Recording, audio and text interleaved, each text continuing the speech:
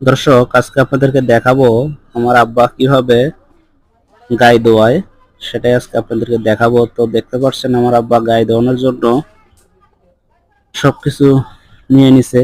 আর একটা বিষয় দেখতে পাচ্ছেন যে এখানে বাঁশের চিপার মধ্যে রাখছে, কারণ আমাদের এই গরুটা অনেক ফাজিল একটা গরু, যে কোনো সময় লাথি মেরে আপনার নাক ফেটে যেতে পারে। তো এই জন্য ওকে দুই বাঁশের চিপায় ওকে কিন্তু এভাবে রাখার পর আমার আব্বু প্রতিদিন এভাবে গাই দোয়ায়।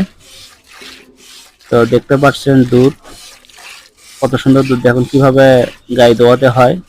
তো যারা এরকম গাই দোয়ান তারা অবশ্যই কমেন্ট করে জানাবেন। আর আমাদের এই গরুটা কিন্তু খুব লক্ষ্মী। আপনারা হয়তো বলবেন কেন, কারণ এই গরুটা থেকে আমরা এই পর্যন্ত 6টা গাভী পাইছি।